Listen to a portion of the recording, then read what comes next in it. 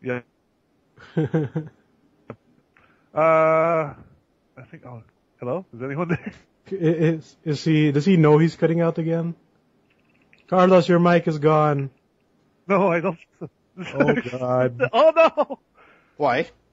Your mic cut out mic for a significant cutting amount. off. Yeah. Wow. But it's fine because I can edit it. So I want to. There's so crap. There you go again.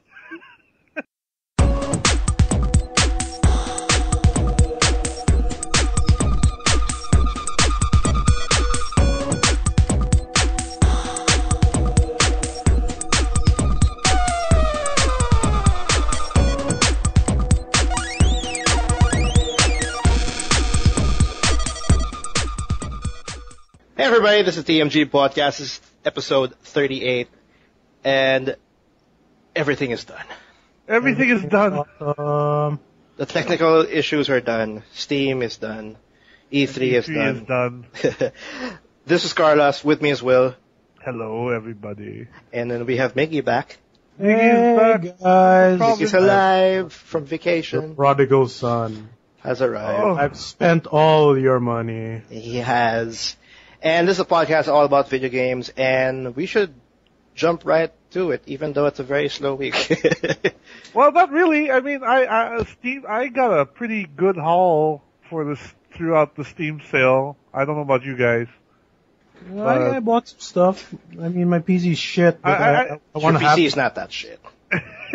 Don't feel it. Shit. You know what? I didn't realize that GOG was also having a sale at the same time. Yeah, but I didn't really look into it. I never knew that they had summer sales also, but me neither. Steam but wasn't now the I know only for one who had a sure sale. That they may have some good stuff.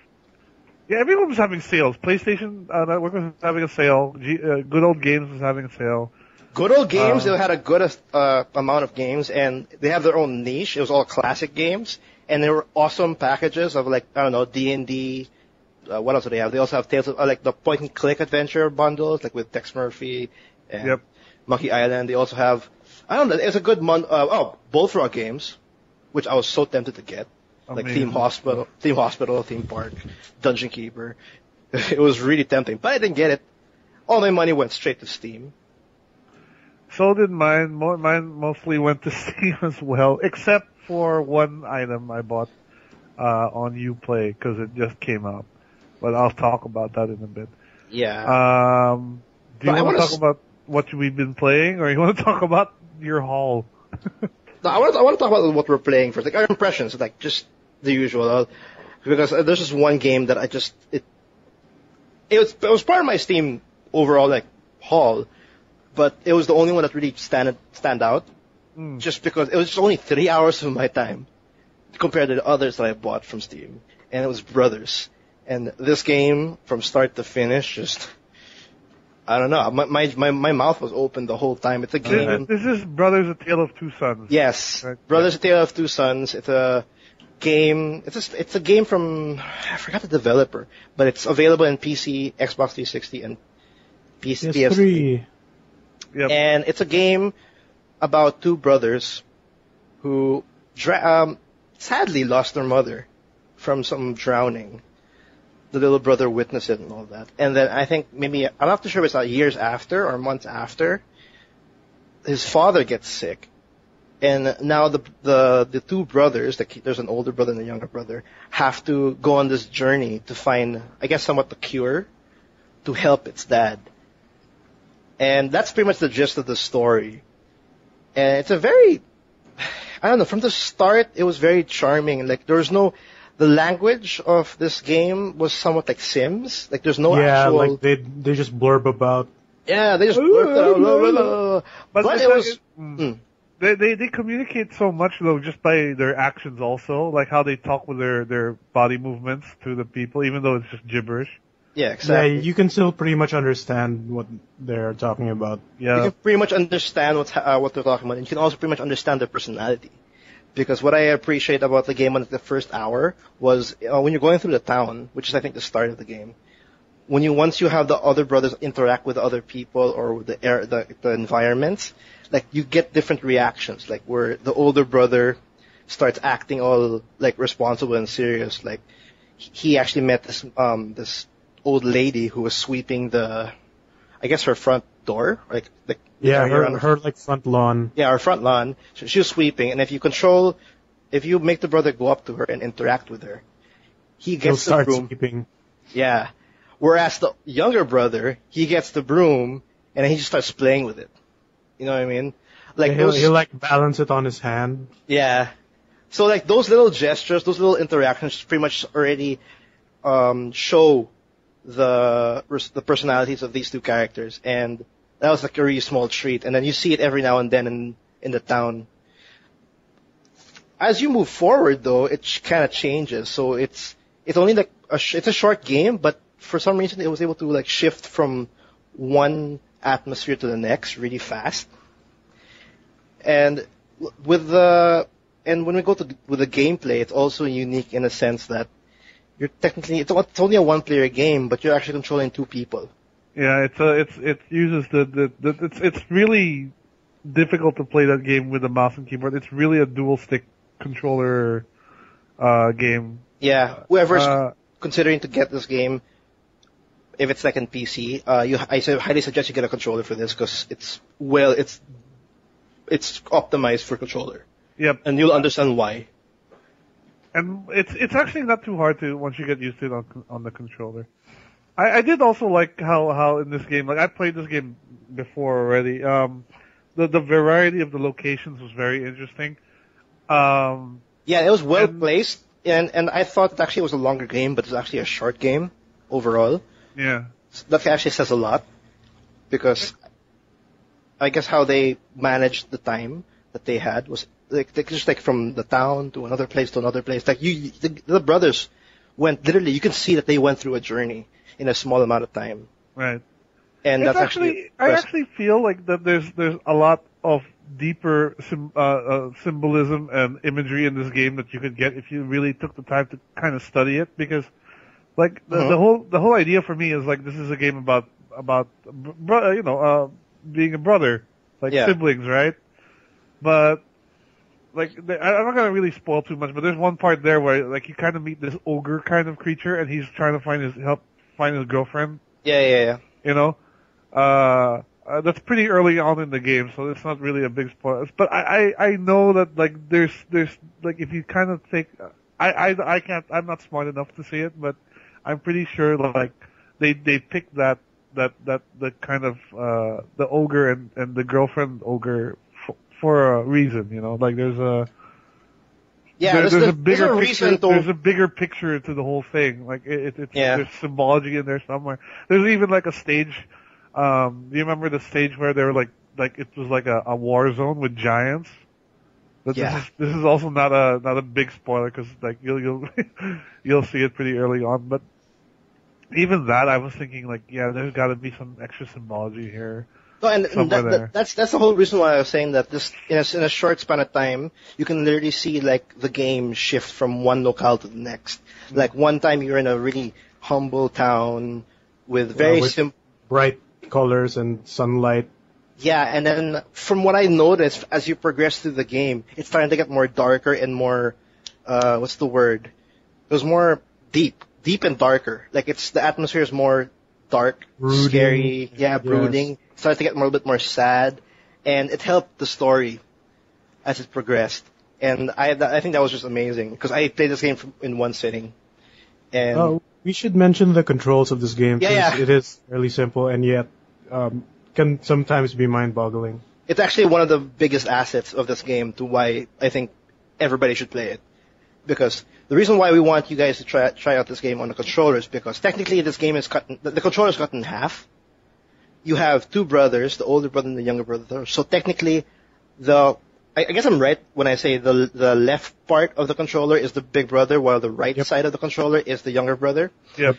So technically, your left joystick is controlling the brother, while your right joystick controls the younger brother. That's the movement.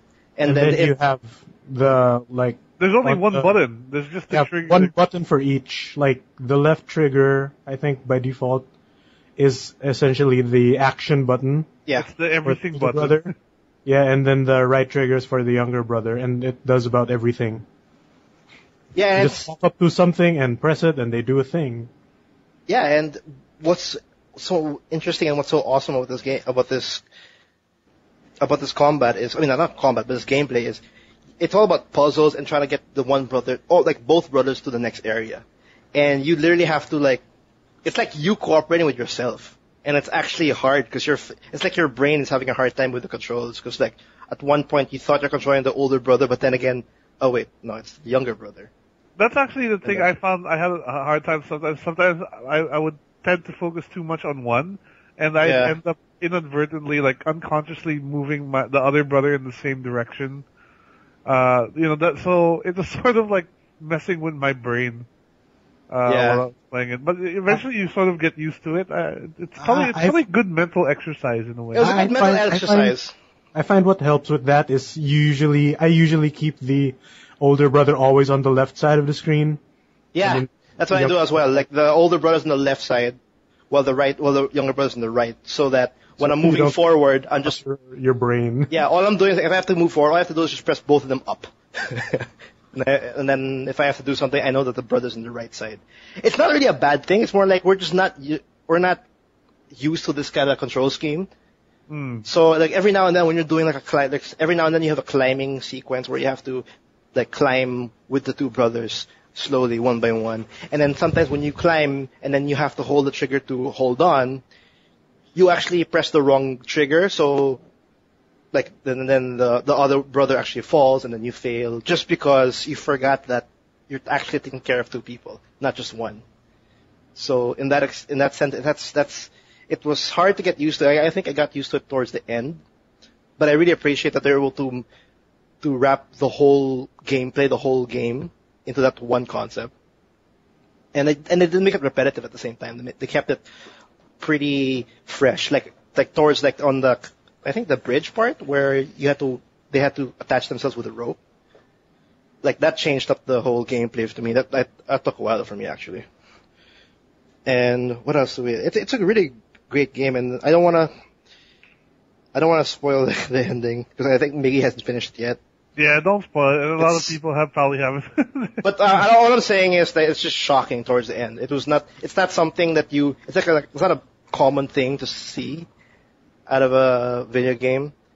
Like just everything, it just really shocked me. It's a very short but sweet game. I think it's around $15 maybe. I don't know. How much you got it on sale though? I got it on sale. I got it for like $2. Thank you, Steam. But I have it for free on PSN. Normally it's $15, but right now, if you still have time to get it now maybe not now. No, not anymore. It'll go on sale eventually. It's going for $3 at the moment. Yeah. No, but if everybody's looking for a sale, or if you guys are actually okay by like throwing $15 to developers, I highly recommend this game. This game is definitely something unique, something you'll get out of the experience. I understand now why people was raving about it when it was first released. So that was a good treat. That was like one of the games I played this week because I played a lot. But that's the one thing I want to mention because that just literally set itself apart from the rest. Because I think I got around. What's my Steam haul? I think I'm up to 7 now. I think 7 games. 7 games, and I will mention it first. Who wants to what about you, Will? Like what did? What I've been playing, or you want to? Yeah, like no. What are you playing? Like I finally got around to playing Wolfenstein: The New Order, and I am really really enjoying it at the moment. Like it is a typical first-person shooter with all the tropes that comes with, right? So, but like the setting is just so interesting for me, and also like the story is surprisingly decent. Like I'm actually quite involved in the story, and I kind of care about some of the characters. Unlike with a Nazi-infested story, basically the story is essentially the Nazis win the war, and it's 1960, and the original hero of Wolfenstein wakes up after like having he like falls into a coma. not really a when you coma, wake but up. he becomes sort of a vegetable because like he gets this severe head trauma. Is this like after the first game? Like once you killed Mecha Hitler? No, Like, this is actually after. Gosh, like it's after Wolfenstein, the more recent Wolfenstein game that came out. oh, it wasn't like all the way from the start?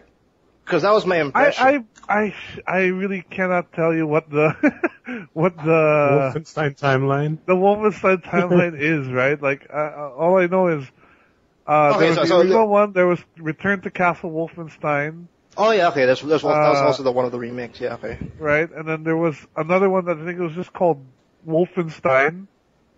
So this one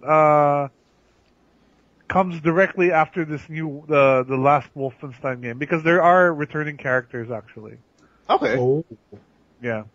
But unlike that Wolfenstein where I didn't really care about the story or anything, like this is kind of interesting because here it's a very intriguing, like, hey, the Nazis won. What's Yeah. 1960s like with, under Nazi control?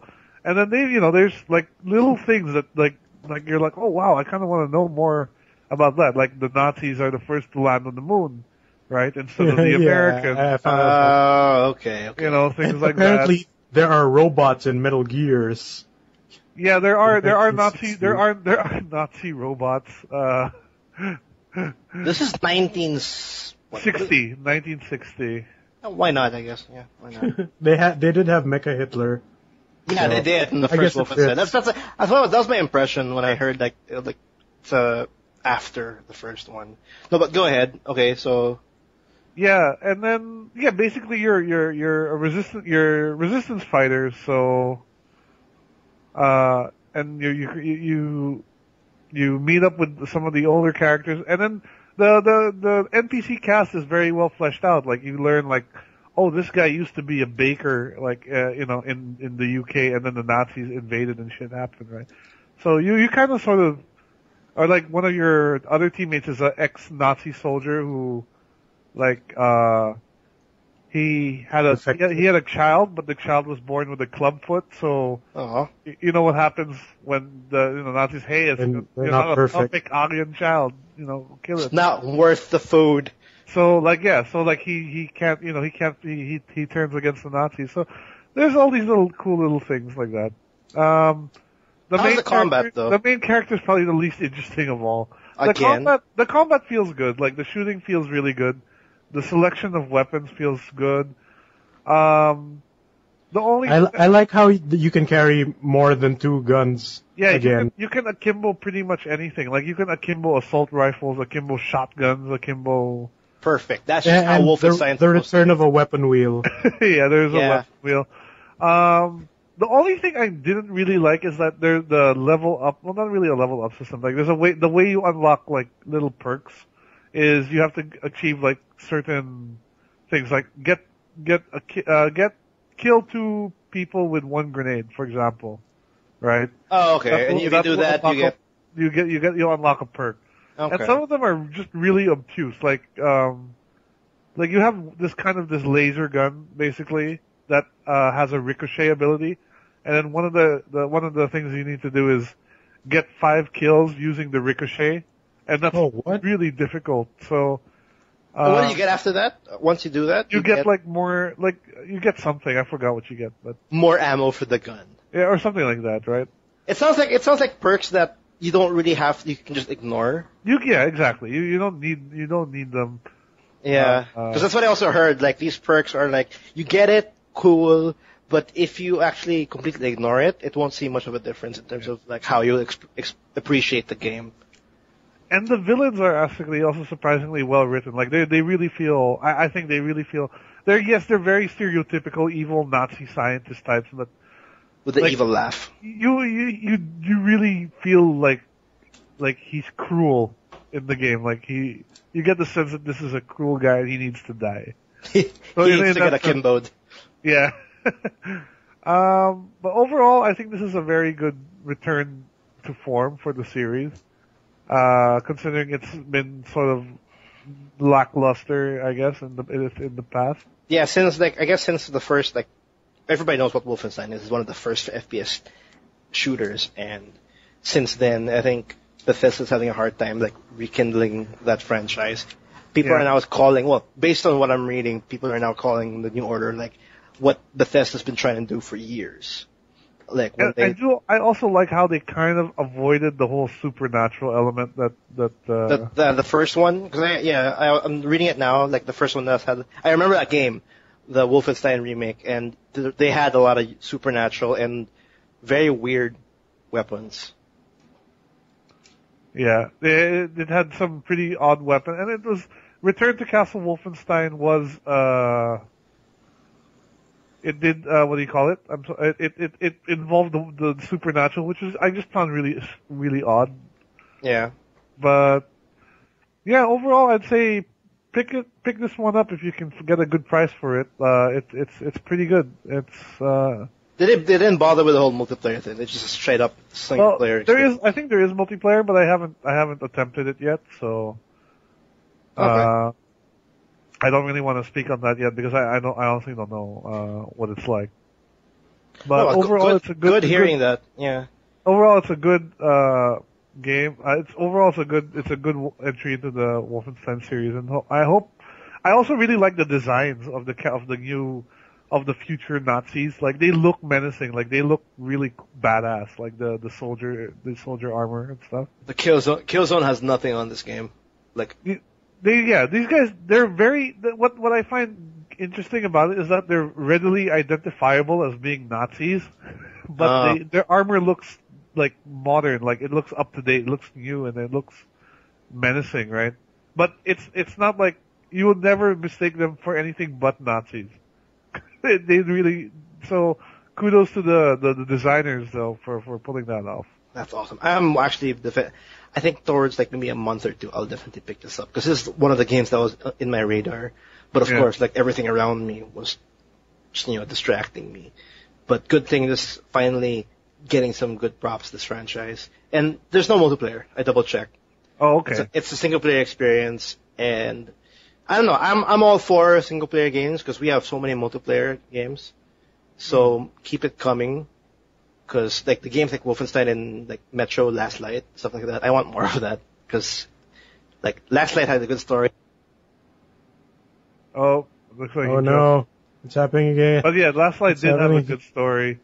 So there definitely is more room for these. I'd say single player ish. Yeah. Yeah. All right, Migs. What about you? What have you been spending your time with in terms if for the guys who don't know, I was at Tacloban for the weekend and like half of last week. Oh, how's Tacloban? Yeah, it's really sad seeing all the destruction. It's still messed up, huh? Wait, yeah, still? But like, I mean, yeah, there's a lot that's still destroyed, but the streets are busy again. Robinson's Mall just reopened like yesterday. I mean. Yesterday. Oh, I don't want to talk about politics right now. It's slowly coming back. Like in some areas, you forget that it actually happened because there's power again. There's television. People are still doing their thing. Well, good for them though. The people in Tacloban, they're a strong bunch. So yeah, I left my 3DS here because family, hanging out. But I did bring smart devices, so I played a bunch of mobile games. Is there anything that's catching your eye? I tried that Angry Birds racing game, the kart game, Angry Birds Go. Is it really downhill? It's downhill. Yeah, it's really downhill. Yeah, because I thought so. I tried to go face all the way back. Yeah. And nope, you just there's no return.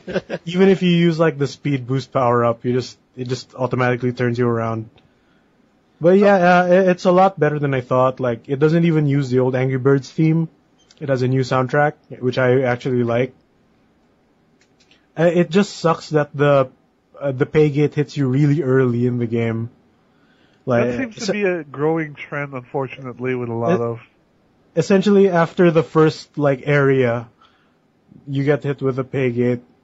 Oh my god. Well, Yeah, and grinding is really like time consuming in this game. Is this spending most of your time though? Like every single action you do through the game? No, like after maybe half of the second area, I like You for the encounter most part one. dropped it because the credits that you use, like the gems, Yeah. that you can earn and find in the stage, which is the one you can also buy. Like the prices for that type of currency is just really absurd. That Is it? you have to put money into it. But with all those paywalls and all that, is it like if you put your mindset to like Oh boy. Oh, but like each area, I don't know what they call each stage, I guess. yeah. You essentially have to buy a new cart every time. And every stage always has a card that you can use like gold on, which is the in-game regular currency. Yeah. Or you can use jewels that you can purchase with real money to buy faster carts. And like I think the carts that you can buy with gold are always the same price in every area, so you can always just grind your way for that. This is a grind tolerable though, because like all these free-to-play games are always a grind. Like if you don't want to spend a single cent, the grinding will have to happen. Is it tolerable enough for you to actually like dish out maybe 5 to 6 hours every now and then? Early on, it's fairly simple, but after a while, it gets really taxing because you don't feel like you're progressing at all for the most part. Yeah, that's the biggest problem with those kinds of games. You don't feel. Yeah, you have to use gold to purchase power-ups. I mean, not power-ups. To improve your cart, and it increases your CC, and like your speed. Okay. yeah, and each like track or race will show you what is the recommended CC for you to beat this. And even though you're like 10 CC above it, you can still like lose really hard.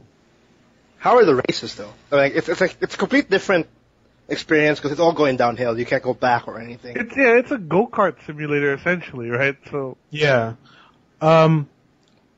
Like initially, the only things you really have to press are the steering. Okay. You can either have it to tilt controls or hold the left or right side of the screen to steer, and then the like special power button, like the red bird will have the speed boost, the black bird will throw one bomb, etc. Okay.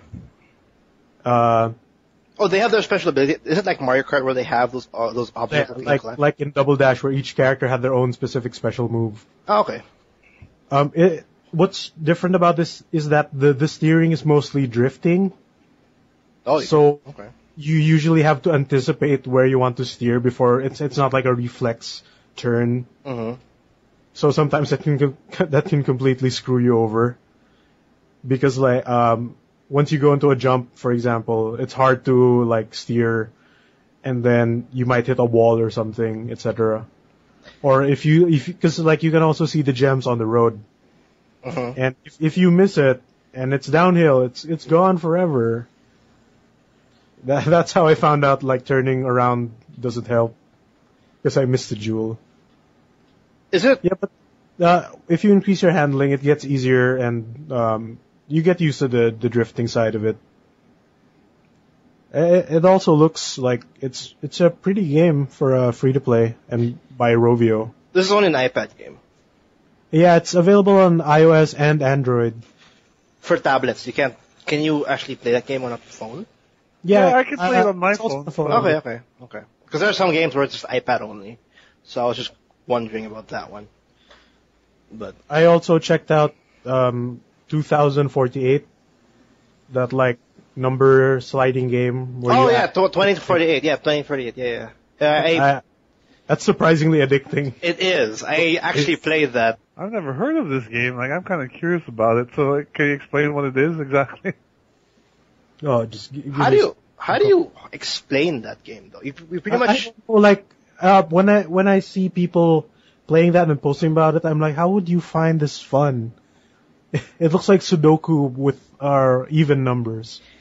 Yeah, because essentially with even numbers. Yeah, okay. that's pretty much what it is, I think. But essentially, the gameplay is like it's by how does it go? Twos. By twos. So Oh, what? How many blocks is that? It's I think a 4x4 grid. The 4x4, I think. Yeah, you start off with two randomly placed, like the numbers 2 spawn in random spots on the grid. Right. And what you have to do is you have to slide the similar numbers together. Yeah. And those numbers will add up. So like if you slide a 2 and a 2, it becomes a 4. And you put 4 and 4 together. Yeah, you get an 8 up until you reach 2048. Or past that. You can get. No, you can go higher. Oh, really? Okay. Yeah, I had a friend who actually went past that, and it keeps going higher. It keeps getting harder. So essentially, it doesn't sound awesome or like addicting, like once we say it, but pretty much when you start playing it, it makes you feel smart. It doesn't. Well, for me, it doesn't. I'm so. No, but like if you're sliding around numbers and it's adding more numbers, then you can see like, oh, okay. Yeah, and I see myself fail, and I'm like, I want to do more. You essentially have to keep adding numbers until you run out of space. Yeah, you can't add any more. You can't add any of the same numbers anymore, and then you restart.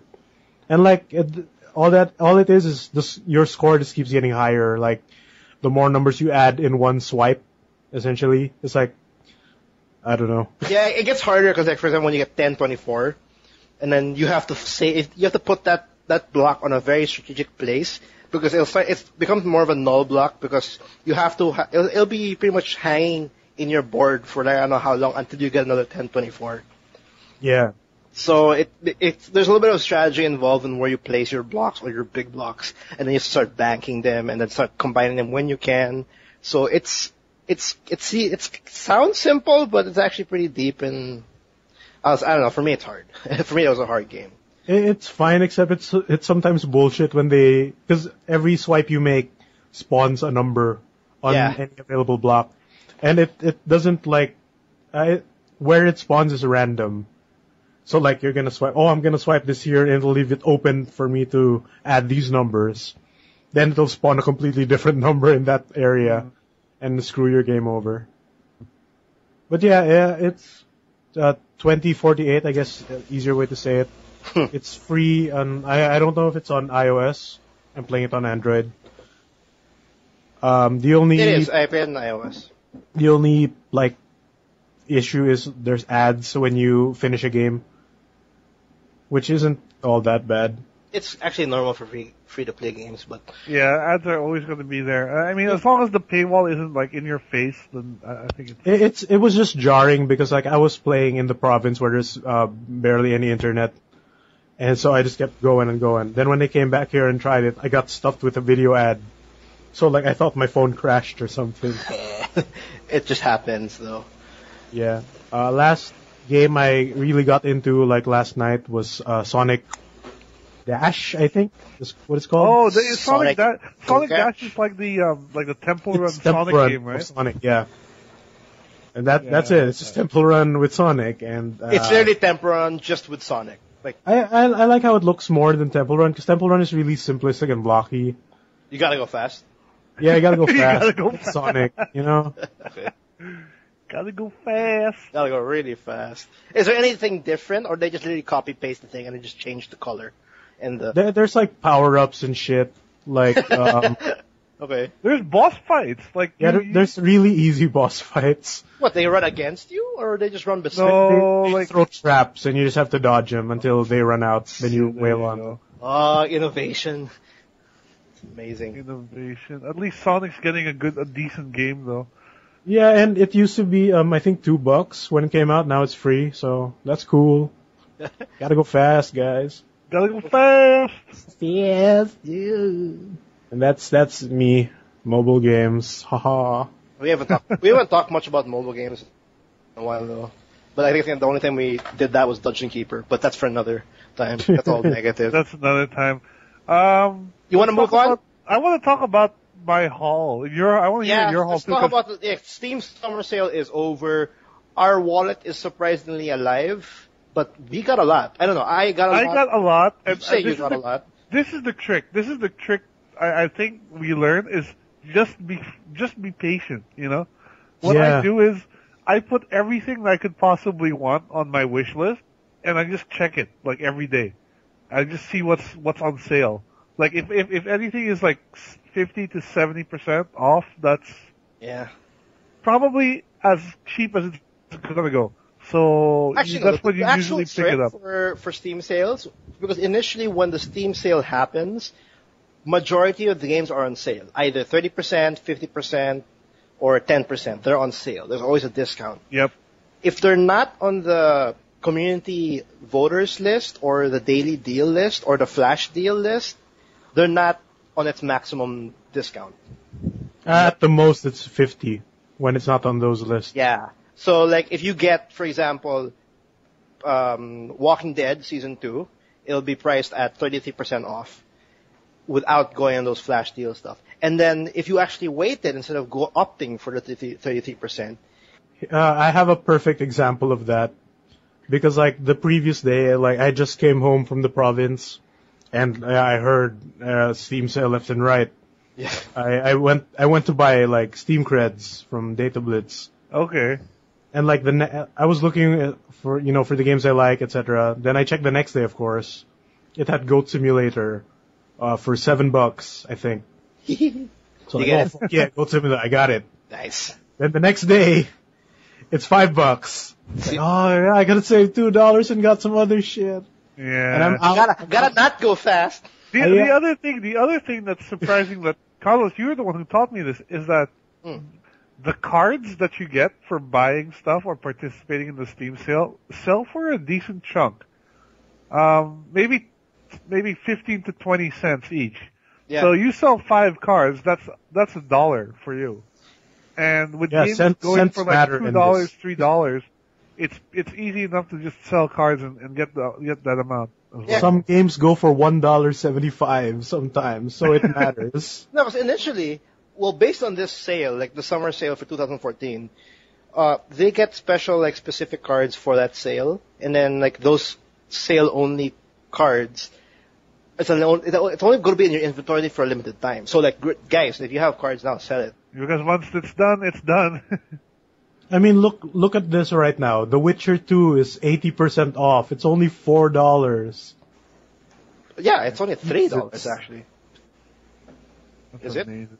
It's $4 right now. But, Yeah. but in this way, I think I spent, okay, to be fair, I think I spent probably a bit more than you guys. I spent, I think, about $60 in total. 50. Oh, I thought I was bad. Okay. Well, No. That's actually not bad. That's actually a full price game. not exactly, but for a full price game, You get like 10 games. Yeah, exactly. I got like 10 games. Like, I got... So what's the list on you? Well, for me, I got... Okay, here. Let me just open up my Steam recent. I got Sid Meier's Ace Patrol and Sid Meier's Ace Patrol Pacific Skies, which was this is probably Sid Meier, the guy who made Civilization, so... that's gotta count for something. This was originally a phone game that got ported over. So I got that. I got a couple indie titles. I got Goat Simulator. Yeah. I think I'm the only one who didn't get Ghost Simulator at this point. Damn it. Dude, there's co-op in that now. Oh, wow, really? I got a game called Year Walk. It's a sort of Swedish horror game. I got Kentucky Route Zero. Oh shit, that's a good one. Which I've heard very good things about. I got Batman Arkham Origins Blackgate. Oh, the Metroidvania-ish side-scrolling one? And I got a couple like games I've been meaning to get. I got World of Goo and I got Fez. Fez. Oh, so there's all those like mostly indie? Oh, it's not even mostly indie. Yeah, no. And then I got some DLC. Like I got all the Fallout New Vegas DLC, which I've been needing to get. I was talking to you about it. And I got the Batman Arkham Origins Cold Heart DLC. Freeze DLC. Yeah. And all of that I got on discount and within $60. So I think that's a pretty good deal. That is a pretty good deal, yeah. I did buy one thing that was not, again, as I mentioned, one thing I bought that was not on sale, this Valiant Hearts, which was just released, so understandable it's not going to go on sale immediately. But I'll talk about Ubisoft. that. Yeah. Ubisoft, they want to that was about $15, so, I hear a lot of good things about it. Yeah, I have too. That's why I wanted to pick it up. So I got Surgeon Simulator also, and Don't Starve. That's another two I got. Oh, the DLC Don't Starve, or the whole thing? The whole thing. Like I never had Don't Starve, so I just bought that and the DLC. Like I said, when it comes to Don't Starve, don't research about anything. Just play and die. Just play and die, play and die, rinse and repeat, and you'll love the game. Is that your full list? I mean, is that everything you got? Yeah, pretty much. That's everything. Oh wait, sorry, no, I have a couple more. Wow. I got Baldur's Gate, 1 and 2, the enhanced editions, which were both like, now that I think about it, I think I may have spent more than $60, maybe like $70. That's still not so bad though. Yeah, that's still not too bad. That revived a lot of your past games. Like you'll revisit Fallout, you'll revisit Origins. Well, Baldur's Gate, this is the enhanced edition, so this has some new stuff in it, and Baldur's Gate is a classic RPG, so I saw, and it was, both of them were on sale, so I figured why not. That's pretty cool. Well, my list, it wasn't really mostly from DLCs, but I definitely spent, what was my total again? I think $45 towards the end. I think I bought around 7 games. And yeah, I remember you bought State of Decay. I remember you mentioned that. Yeah. Well, actually, the first one I bought was the DLC for Don't Starve, because I've been wanting to get it, and then like the first thing I saw was, oh wow, Don't Starve the DLC is down by 33%, and it was the first day. It was on daily deal. It was very cheap, so I got it. It was so cheap though that it was like $1, and I know it's actually $2, and good enough, I had $2 in my wallet, because I've been selling cards like a madman before the Steam sale. 'Cause I don't do the whole badge and level up your profile. Right? I don't understand why people do it, but it's there. It has value, and as the months go by, I was able to rack up $2, and I got the DLC for free. The next one, for free, but yeah, I get what you're saying. You pretty much didn't have to. Yeah, I didn't have to spend it. Yeah. But the other one, though, the next one is State of Decay, which I spent, I think that was $6, $5 for the original game, for the main content, and then I got a DLC for $1, which is the Breakthrough DLC. So I got that on the second day. And you got, excuse me, you got all the DLC with that also, right? Oh, only the Breakthrough. Okay. Because I don't see the point of the other one, which I think, Lifeline? Lifeline. It's more like a stand your ground kind of mode. Right. Whereas the Breakthrough is like a harder version of the open world aspect of State of Decay. So I picked that up. It was pretty cool. I think I talked about it last week. Okay. The other thing I got was also Wolf Among Us. It was. Oh yeah, I saw that on sale. It was on sale for $8.75. So I've been wanting to get it. I mean, the whole package is what I'm saying. I've been wanting to get it. I picked it up. Have you started playing that yet, or? I did. I'm only 3 episodes done. Right. And I'll work on the fourth one, because right now the 4th one just got released, and the 5th one is yet to be announced. Did you consider getting the which one? What do you call it? The Walking Dead season 2 as well? Because I think that was on sale as well. I didn't catch that on sale. The Walking Dead season 2. The what? I didn't. Walking Dead season 2. Will said it was also on sale. That's my last one. Oh, did you pick that up as well? That was my finale. That's my last one. Oh, okay. Awesome. When I saw it, I saw the final list on the Steam sale, because it had pretty much the last days on Encore, where all the best ones were listed. Yeah. And I saw it season 2. I like The Wolf Among Us. I want more story-driven, decisions matter games. So I just it's like what, $12? I picked it up. I'm yet to download it. So I think it's a good deal though. It's 50% off. So there you go. I picked that up.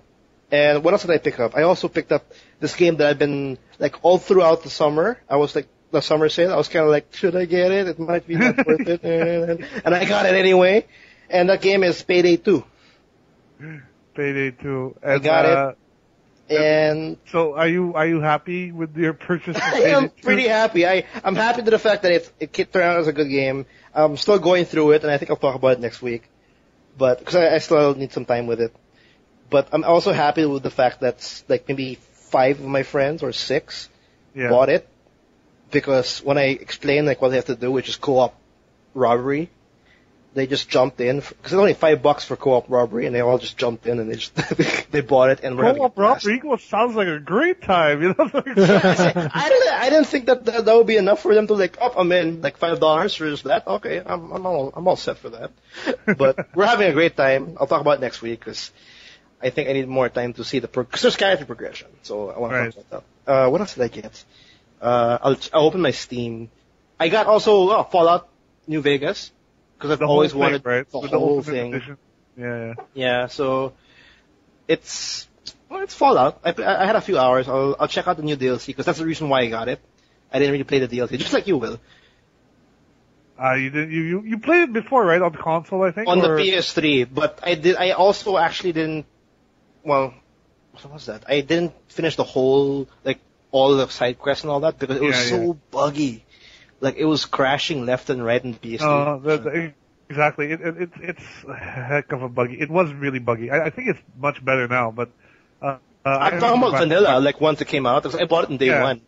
Yeah, same. Like, it was so crash prone. Like, but hopefully it's better now. Oh, it's better now. Like, I'm playing PC, and everybody thought that the PC version was optimal, and I don't see any problems with it whatsoever. But that's the reason why I got turned off by Fallout. I'm a huge fan of Fallout. It's just that New Vegas build, when it came out, I just don't understand. It was not ready for release. So, but I got that, and I think the last one that I got in my haul is Shadowrun Returns. And did you get a chance to play that? How I only have an hour. I like how it looks, though. I don't have a full impression of it yet. I played it for an hour only, and I like the combat is turn-based. I'm digging that. The character progression, I'm also digging that. So my full impression, I guess, next week, because I only have an hour. But I'm happy with it's only $3 when I got it, and I'm pretty happy with it.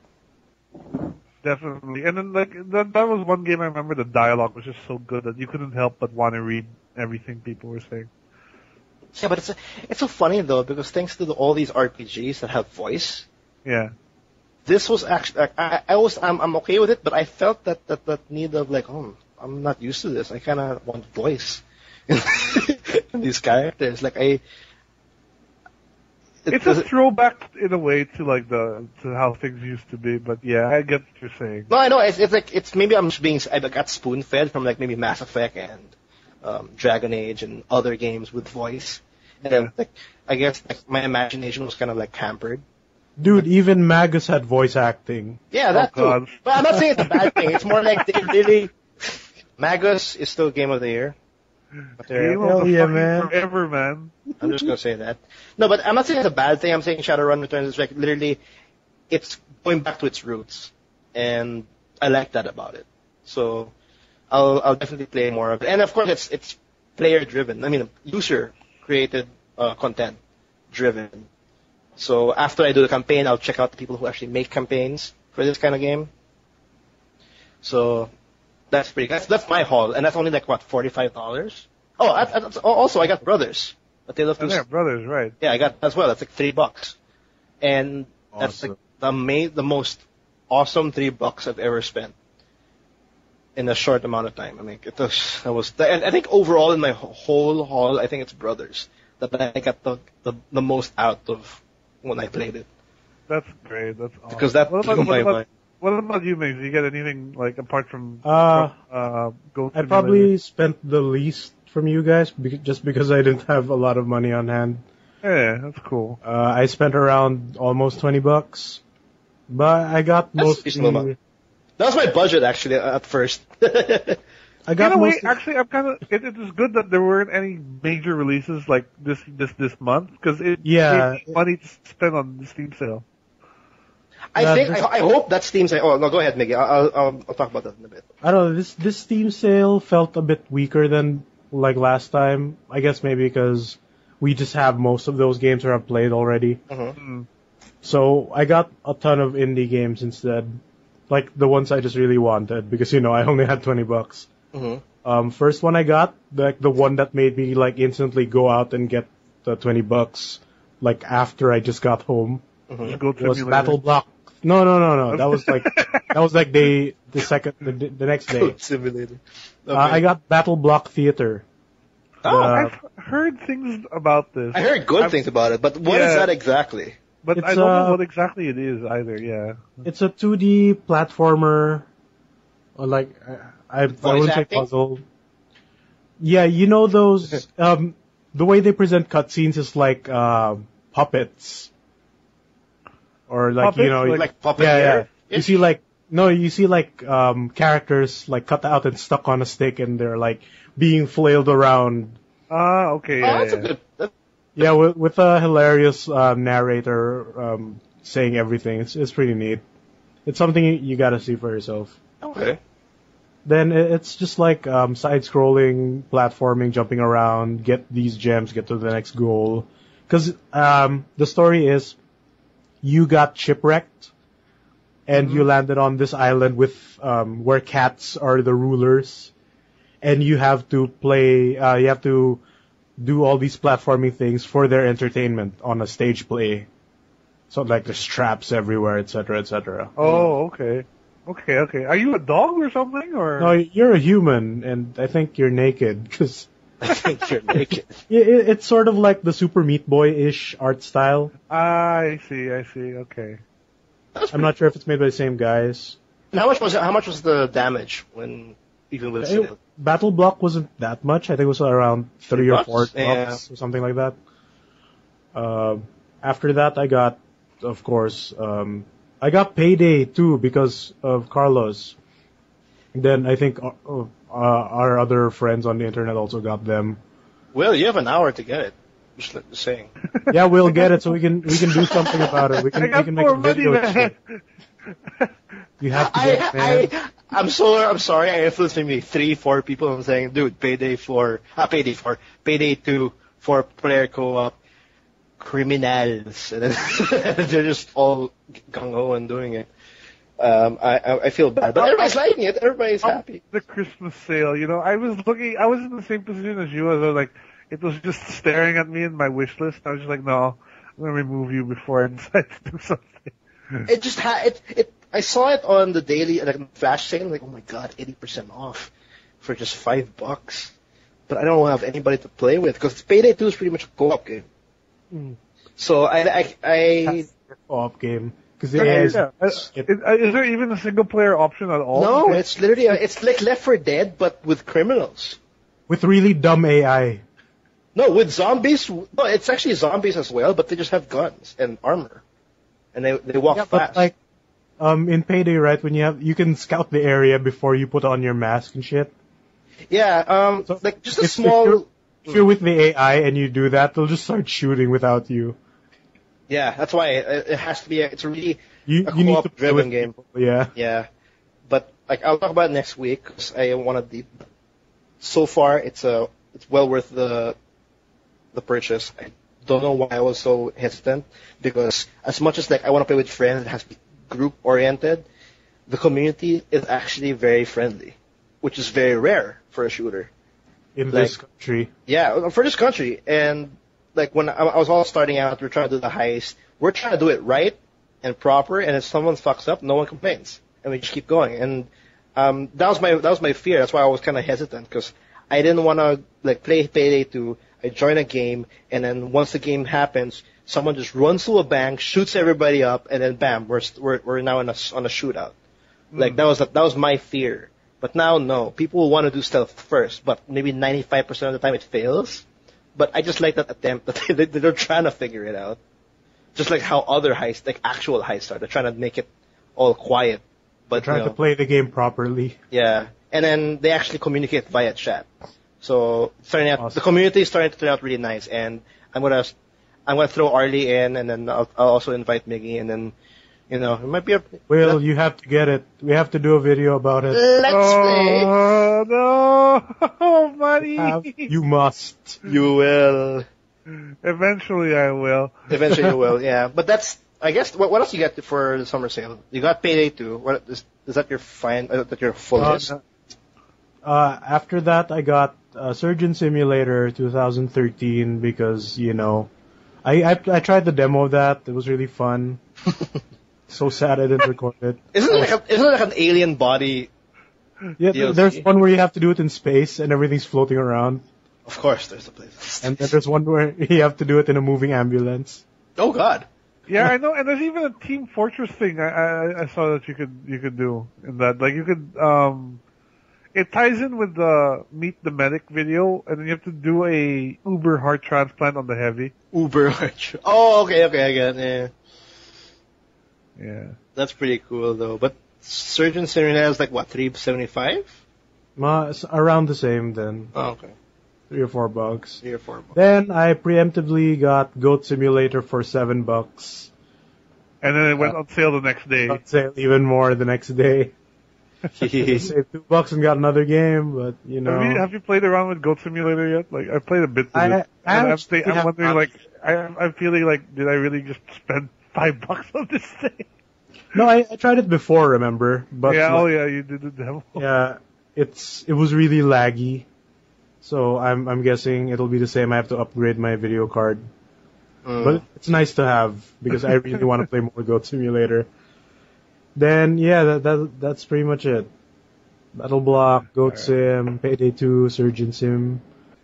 Another thing I want to mention also with the whole Steam summer sale thingamajig is like just like in any other sale, like when they do the holiday, when they do the summer, they always have some kind of gimmick to kind of defend the gimmick things. This year was weird. Like I stupid actually. Yeah.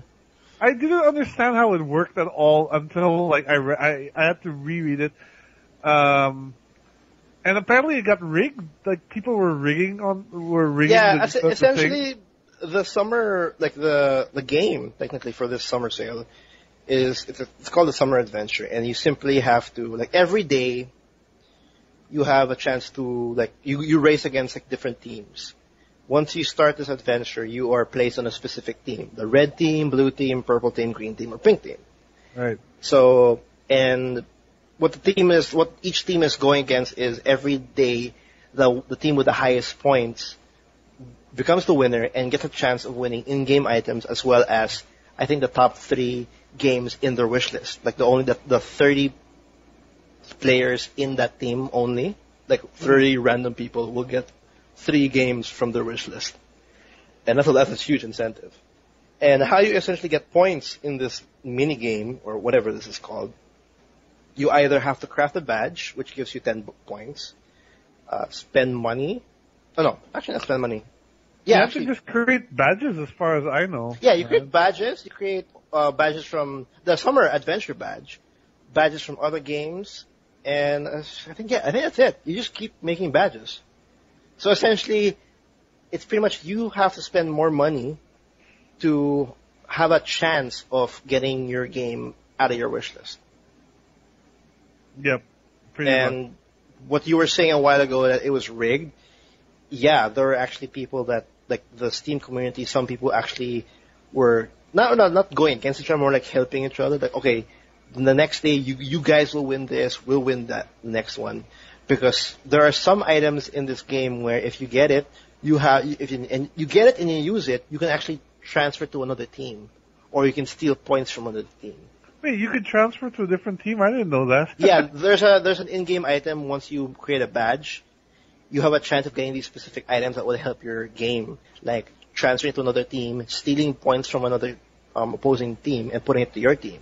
Yada yada. So that's how they can manipulate the race, because at the end of the day, they crown a winner, and then 30 people get a reward. And essentially, the summer sale has 10 days, so technically we'll have 10 winners. Right. So when we were saying it was rigged, it's like, instead of like having an actual race, people are like, okay, you win this one, like the red team will win this one, the blue team will win the second day, the pink team will win the third day, so that everybody has a chance, right? That's essentially what the community was trying to do. But towards the second half of the Steam sale, it started to get really hard. Like we all of a sudden saw like red winning constantly. Yeah, I just saw red winning like pretty much constantly, and then the later part was all pink. No, then all of a sudden So, Pink showed up, and all of a sudden you see a photo of like a Pink like doing a table flip on the board, which is kind of weird. I thought Essentially, that was odd, but yeah, okay, whatever. it actually kind of supports the whole rigging idea. Actually, to be honest, like they actually wanted to put graphic for that kind of win. But yeah, it's a weird thing. I was able to initiate like or give 10 points because if you just like do the whole voting thing for the Steam Summer Sale, You get points for that, yeah. no, you get cards. And I was lucky enough that I was able to get all the 10 cards to create the badge. You made the badge. Yeah, like I had it anyway. I'm like, okay, I just made it, and then I got 10 points. Like I didn't really care. I should have actually sold it in the end. It actually turns out a waste. But yeah, essentially, I don't understand these games. Like I think what was the last game on like the January one? Do you remember Well, that? it's all marketing at the end of the day. It's I mean, like the point is like you had a chance. You have an to incentive get to free spend games, more money. Yeah, basically. And then, so you have an incentive to keep buying. I guess to keep buying stuff, right? While it's on sale. But like, it doesn't seem like it's a lot of people were getting the benefit of it because Valve people? was. Well, but you consider how many people use Steam, and then only like 30 people would get the top 3 games, or 10 people. Yeah, 30 will get. Yeah. It's not a huge number, so and you have to consider this is like how many people might have been. I don't know the numbers, but maybe I'm assuming there would have been at least a couple thousand people per team. Yeah. Maybe even up to 10, 20, 100,000. Yeah, you don't know.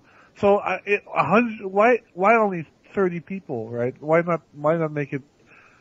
It for me, I looked at it as like, I feel I don't have a chance at winning shit, but I'm just gonna do it anyways. Yeah, like 30 will win, so you have a 0.0003 something chance of winning. Yeah. Being out of being the 30. So I don't know.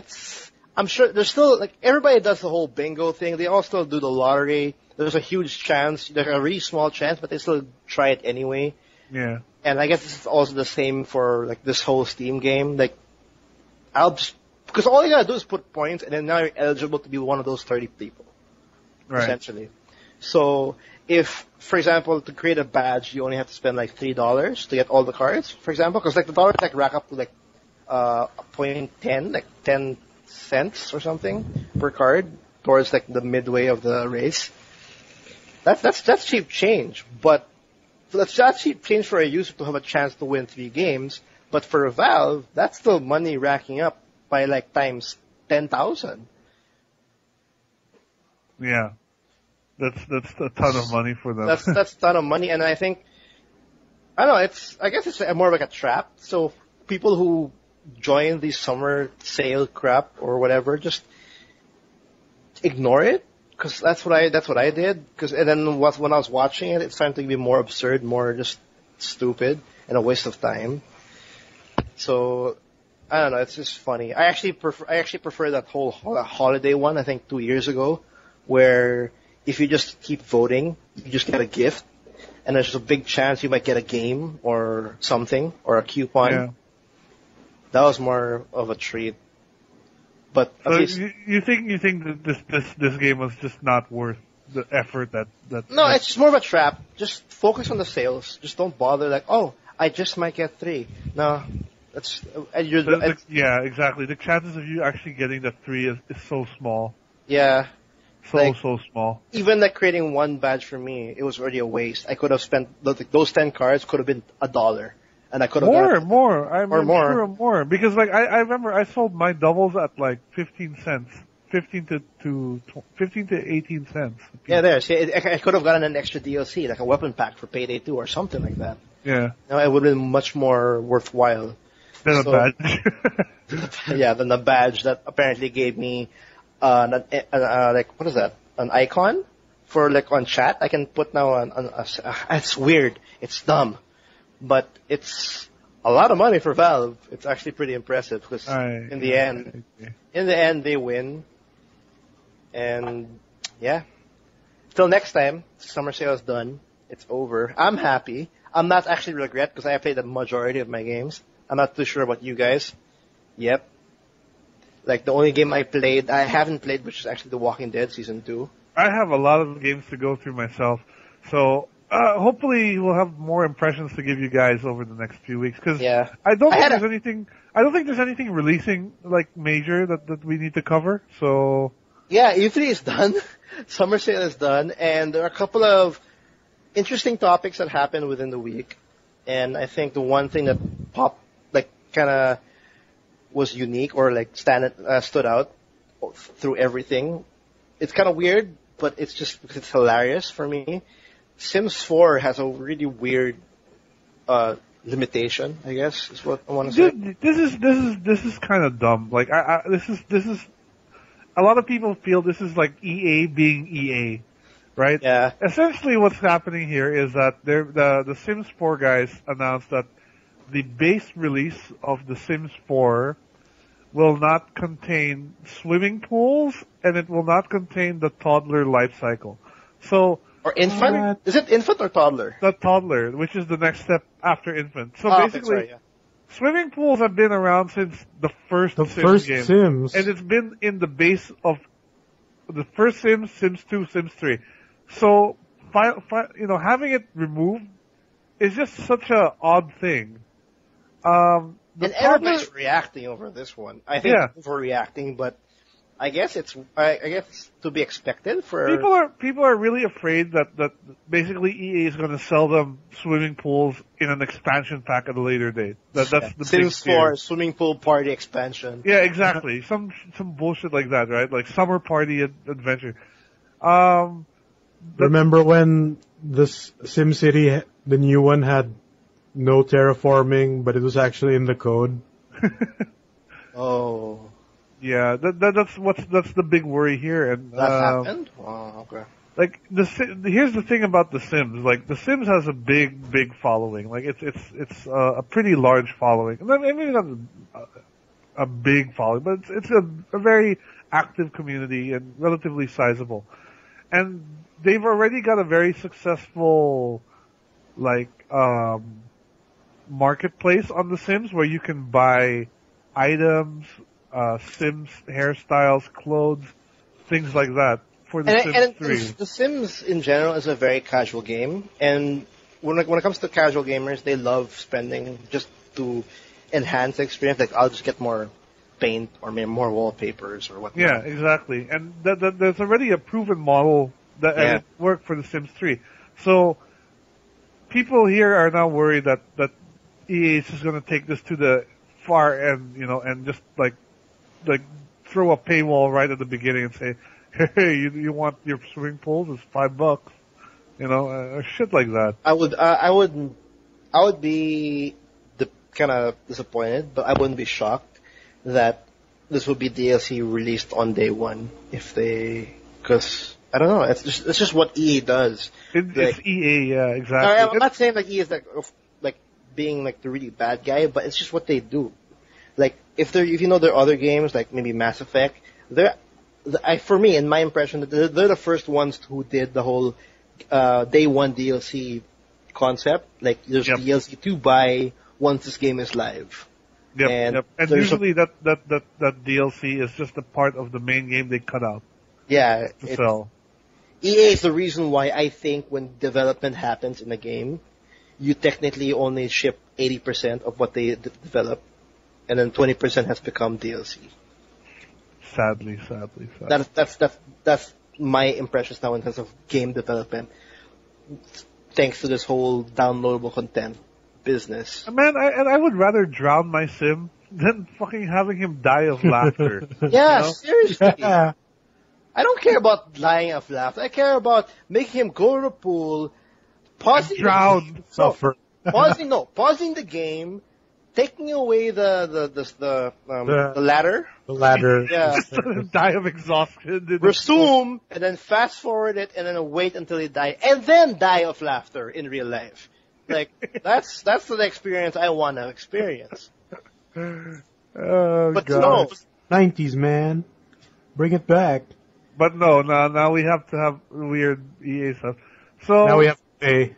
I mean, The Sims 4 is coming out in a couple months, so I guess the biggest teller of whether this is going in a good way or not is the community, is the hardcore Sims community, because these are the guys who will really dig deep into this game and, really try to find out, like, what the behavioral programming is like and how good can you make your house and shit like that. Are you following Sims 4? Like, I've never been a right hardcore Sims player. I've been, I have the Sims and it's fun to play once in a while, make little scenarios and stuff like that, but definitely, I wouldn't consider myself like a part of that community that really really gets into the storylines and shares Sims. The other thing I mentioned this before during our discussion of the EA press conference was that it seemed that EA was trying to make the Sims very, very much more social than it really needs to be. Like the whole aspect of pausing your game, going to the marketplace, and then dragging a sim from that marketplace into your game, and then like it would automatically transact something, and then boom, the sim would appear in your game. Automatically transact. That's EA's like. That's EA, man. Jesus Christ! I don't know. It's all about paywalls. But yeah, that's a weird. That's what they focused on in the press conference when they were presenting Sims 4, aside from the whole dying of laughter crap. And I don't know. The reason why I asked why if you're a Sims 4, like if you're following Sims, because if I'm seeing Sims 4 from afar, it just looks like Sims 3 with added features.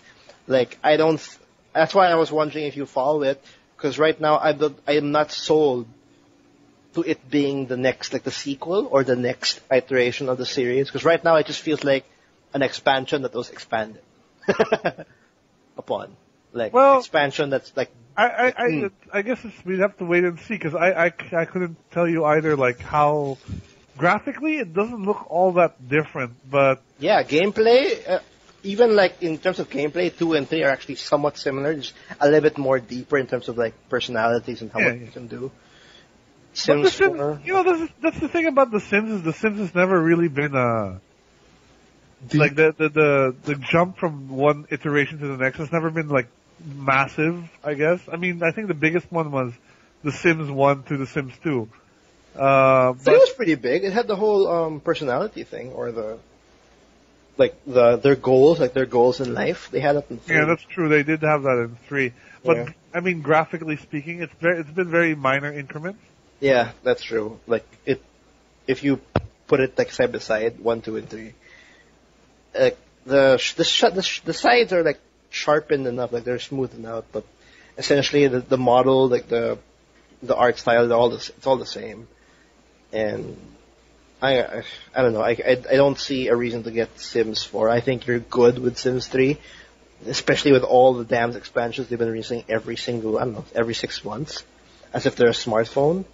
It's crazy. So, yeah, Sims 4, I don't see the reason for it at this point. Yeah. Well, I'm gonna take a wait and see approach. I'm probably not gonna buy The Sims 4 day one. But, it may be a situation like SimCity, the new SimCity was, but for The Sims, and that'll be sad if that's the case. Yeah. Anyways, let's move on to something else. I want to talk about that. There's another one which is actually pretty interesting. Which one was that? Dota 2. Dota 2. There's nothing in terms of gameplay, again. in terms of money. It's funny that when Dota 2 goes to our cast, it's not about because of how amazing the changes are for the game. It's because of the fucking prices. Because the Invitational for this year is coming up, and we have a prize pool of 10 million. Wow. Shit. That's a lot of money, man. That's like double of the last time we mentioned it. What? That's more than... That's 10 times as much, because I think that when that movie came out, that the free-to-play film... The prize was at 1 million. 1 million, yeah. Yeah, but the last time we mentioned it on the show, it was at 5. Yeah, we mentioned That's it. Crazy. We actually mentioned it in one episode, and now it has... It's double that. It's now doubled, and It's crazy. Like, guys, don't freak out. This is actually a crowdsourcing plan or like mechanic for the Dota 2 Invitational prize pool. Technically, you buy something for Dota 2, like a compendium. I'm not too sure why. You buy it for $2, and that pretty much goes to the overall prize pool. The sheer number of people that bought the compendium has resulted in the prize pool being 10 million. And just like what we were talking about the previous episode about this, it's just a genius idea. Like it's hard to gather up 1 million as a company for a prize pool. So what do?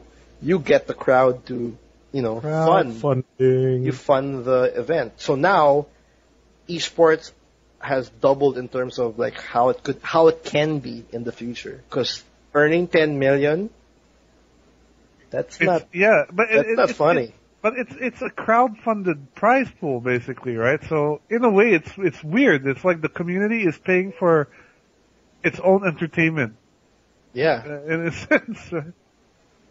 So I don't know. It's like if we see this every year for like Dota 2, and for example, I don't know, League of Legends and other big esports games show up. I mean, they actually use crowdfunding to increase the prize pool. Dude, it could be amazing to be a professional gamer, especially when the price comes out as like maybe 200K every now and then, 1 million. Yeah, it's really getting big now. But I'm wondering if we'll see this coming into the likes of the FGC, because the FGC prize pools are nowhere close to this. Yeah, nowhere close. But imagine like if Capcom or anybody can do something of what Dota 2 not Dota 2, Valve can do. Like you'll see a jump. People will start flocking to games, and they'll try to take it. Like, do you think that this prize pool is so large because it's Valve? You know, I mean, yeah. This is. Do you think it will? Had it been any other company, that the prize pool will be as big as this? Because I don't think it'll be League as of Legends is not as big. It's quite large, but it's definitely not as big as this.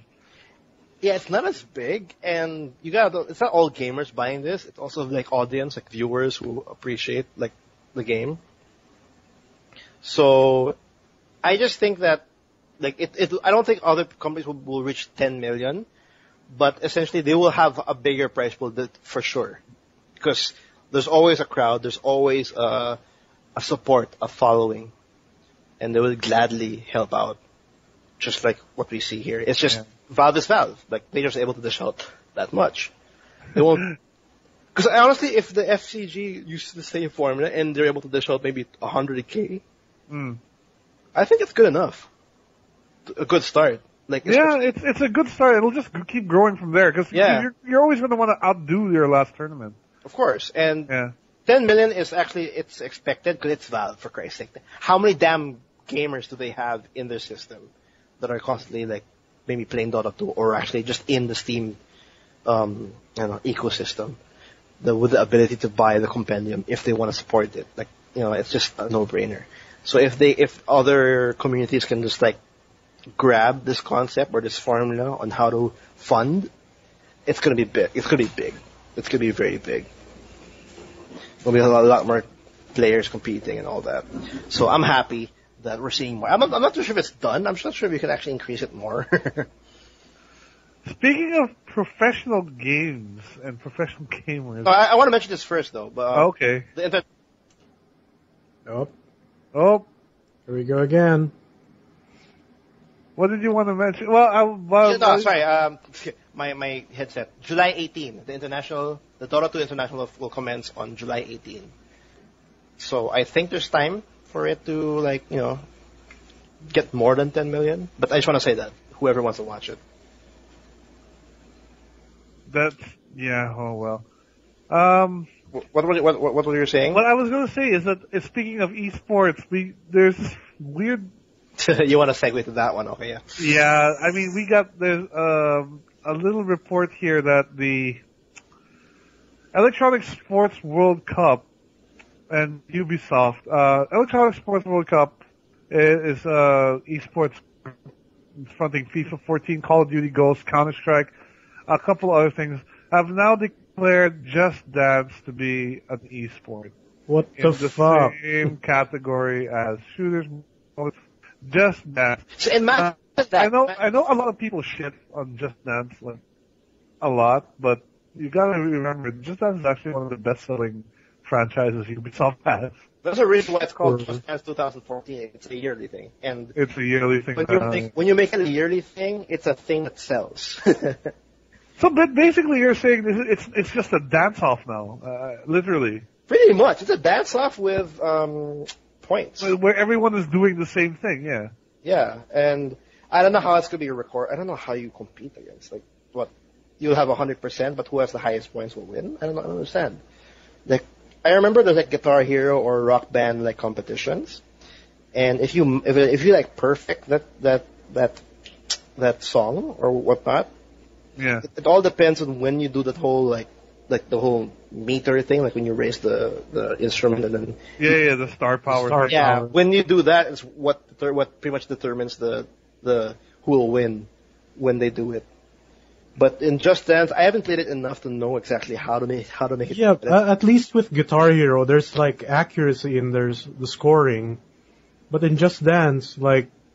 No, there's still accuracy, like how you do the whole pose and all that. Because now that comes to play on how accurate, like for example... Yeah, but how accurate is that really? Because remember that it started off as a Wii game, and there are videos of people getting the highest points by just leaving the Wiimote on the floor. Oh, really? Yeah. Are you serious? Oh, but it's fine though. It's an official esports, MLG-ish kind of game now. But I can't say it's really an esport because I've never heard of this group before. I've never heard of this Electronic Sports World Cup. I mean, Yeah, I've never heard about it either. I don't know. But it's not official though. Cool. Oh well. I'm taking a look at some of the stuff these guys got. Okay, they got Counter-Strike, Call of Duty, FIFA, and Just Dance. That's basically all they've got. Okay.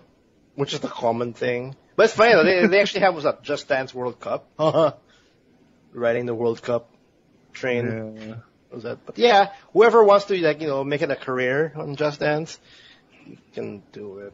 It is now possible. It is now official. It's an official, what's that? Which is kind of funny. I want to move on. I have Just Dance. What's that? I want to go back to Nintendo because Nintendo needs a little bit more love. I think we don't have our daily dose of. But this is actually good news for Nintendo, right? That's why it's a good thing. It's a very good thing. Mario Kart 8 is actually doing well for Nintendo. Yeah. Very Officially. well. Very well. Very well that it sold 2 million in under a month. That's amazing. That's just great. I think it's the biggest sale for any Wii U exclusive. Yeah, no, 2 million is considering they were not even breaking 1 million sales of consoles for some period of time. 2 million is a huge thing. Yeah, 2 million is a huge thing, especially. I wonder how much though, like the Luigi death stare had to do with it, or I was about to say the same. I think it was like maybe 500K. just Luigi death stares, like. Yeah. Whoever doesn't know the Luigi death stare, look it up, Google it. You will know what we're talking about. I mean, a whole generation of kids is gonna grow up thinking Luigi is an asshole.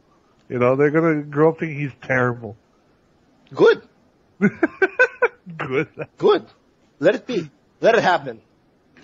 It'll take the spotlight off Mario for a while. And they should know that the reason why Luigi's so pissed off is because he had a horrible Luigi year. The year of the Luigi was not good for him, which I think was last year. Was it the year of Luigi was last year or something? It was half of this year as well. Oh, it was? Okay. And then half of this year was not good for him. Maybe because all his games didn't do so well. I don't know. But he has a history to why he was staring that mad in Mario Kart 8. But yeah, back to the topic. 2 million, and that kind of increased the sales also for the Wii U. Because this is not 2 million like people who own people actually bought the Wii U just from Mario Kart 8. So essentially, I guess a lot of people just like the whole Mario Karting thing. Still, like the Mario Kart 64 nostalgia kicked in, and like, oh, I want to play the new Mario Kart, so I'll just buy the Wii U. And then Yeah, I'm actually pretty, like, the reviews are great, the sales are coming out. Now I'm actually, I'm kind of curious to what's up on the 8th iteration of this franchise.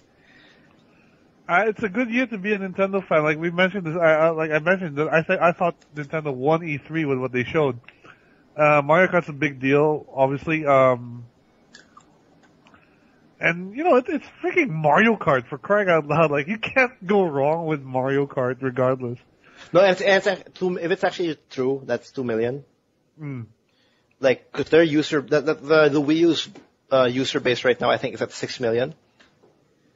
I think. Of Wii U Like, owners, yeah, you mean? like in terms of sales, yeah. Like they have 6.17 like Wii U hard units in people's living rooms, and if they have a 2 million sale, that means that's big. That's a huge chunk. That Like is a lot of people like either bought Wii U's for Mario Kart 8, or people actually just like cleaned off the dust out of their Wii U's to play Mario Kart 8. Like it gave life to it. Thank God.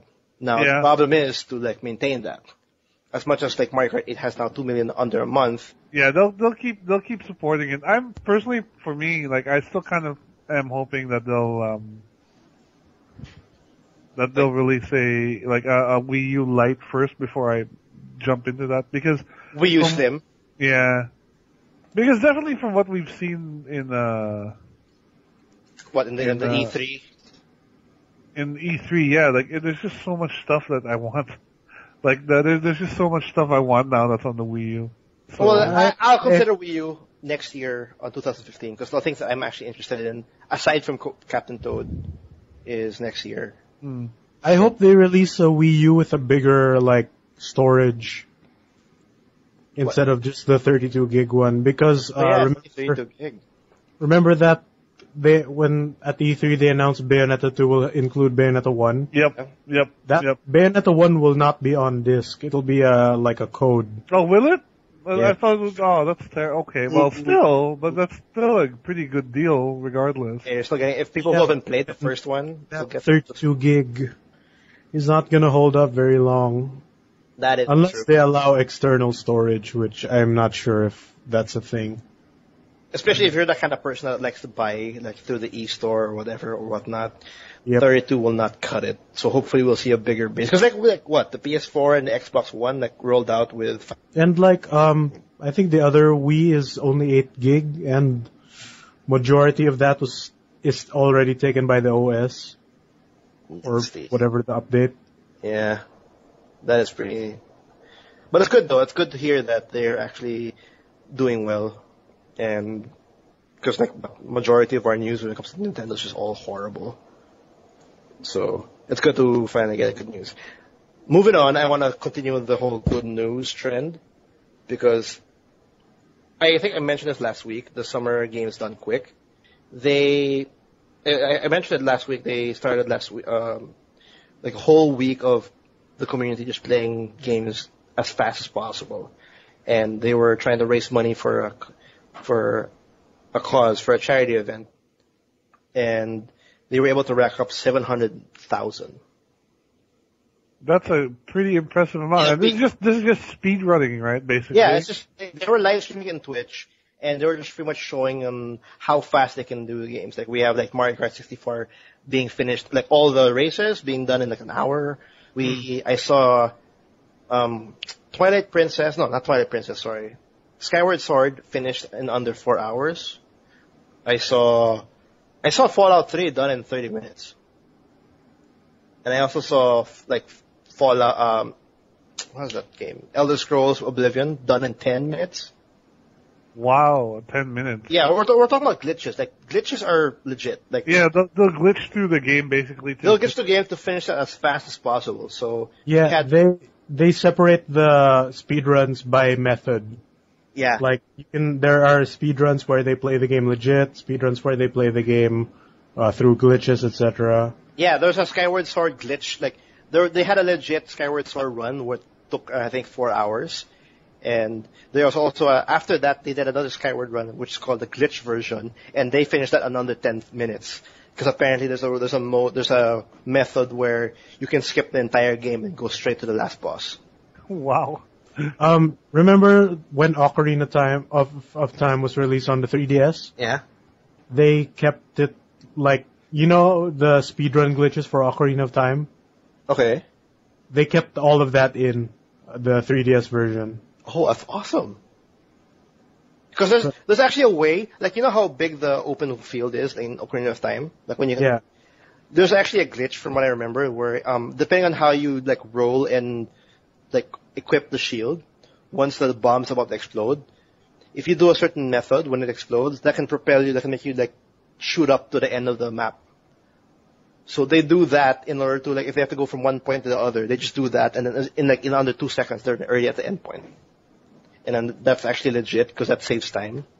Like, those small things is what you see in these kinds of speedruns. And it's very entertaining to see, because, like, games that maybe spend, like, 30 hours long, you can all of a sudden just see it done in, like, half the time, or even 80%. Well, obviously you're going to be missing out like a ton of the game, right? Like especially in RPGs. Yeah. You're missing out on a lot there, but No, but if you're doing the glitch runs, you probably already beaten the game like absurd amount of times already. oh yeah. People who To have watch that this, down. like, if you haven't seen or finished the game, I highly suggest you just don't watch it. But for those that are like nostalgic, like maybe Super Mario 64, like you've played it, you want to see like all those cool things and making it faster.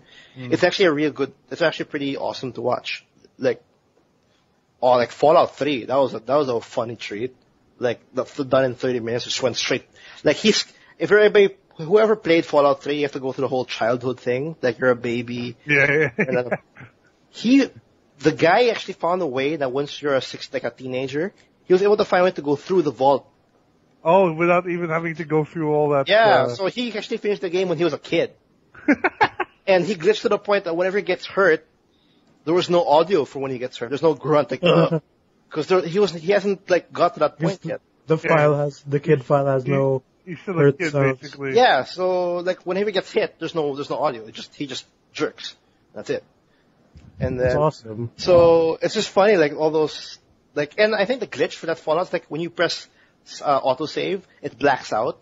And if you notice when you autosave, your character moves forward slightly. And what that happens is, no matter where you are, especially if you're facing a wall, it'll always move forward. So if you keep on pressing autosave, it'll just keep on going forward, going through the wall, and then you're just like you break the game. You're out of the wall, and you're like in the world already. So that's just all those cool things, and I've seen a lot of them, even like Castlevania, like SNES.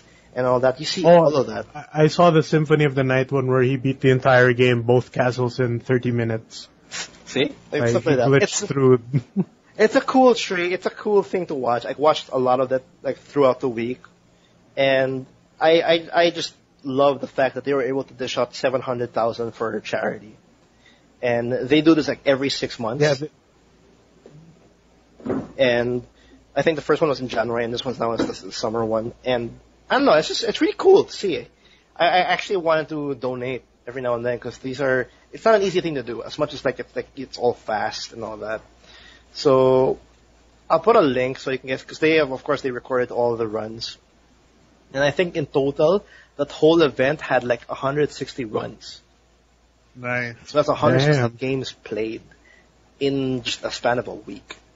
Played and beaten. Like, even especially the Mega Man ones. Those were pretty cool ones too. And yeah, that's awesome. Next up, I want to mention this. And we've been talking about the simulators for the longest time, like Goat Simulator, Surgeon Simulator.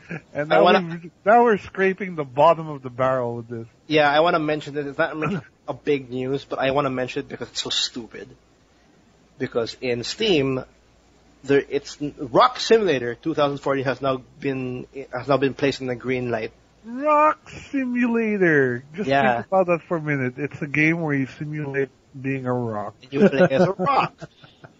It's not green lit, but if you guys really want to be, like, if you really want Rock Simulator to happen, you can now go to their page and support Rock Simulator. So you can simulate being a rock I don't know. I think they're on And Indiegogo right there now. actually is a trailer for this. I don't know if this trailer is supposed to be serious or not, but it's saying like you can have your rock is customizable. There is Oculus Rift support. Oh, wow, of course. Oh wow, this game's got it all. It's got multiplayer. You got the full rock experience here, you know. Yeah, I'm gonna put it in the links below. You guys enjoy the hell out of this. And Yo guys, no joke, when I saw that trailer, I got a little excited when they showed the environment that was like a beach side, like sand and water. I got a bit excited for that. I'm ashamed to say. Dude, the trailer had like a rap. Seriously. Crazy. We're gonna see simulators for everything now. Yeah, I just wanted to mention it because I wanted to mention it because how absurd Greenlight has become. It has like it's now so saturated with I can't say dumb ideas, but all this crap. Absurd ideas. Absurd ideas. That's why Notch made that game Cliff Horse. What is Cliff Horse essentially again? You're a horse and you're on like in a valley and you run along hills. And that's it. All you have is the WASD. There you go, another game of the year. Yep. From There's a Minecraft. video of that on our channel. Oh wow. I beat the game. In under 10 minutes? Yep, under 10 minutes, boys. I got to the edge of the map. It's amazing. Damn it. Wow. But I just wanted to mention that really quick because it's just Steam is just so surrounded. It's just filled with games that It's surreal.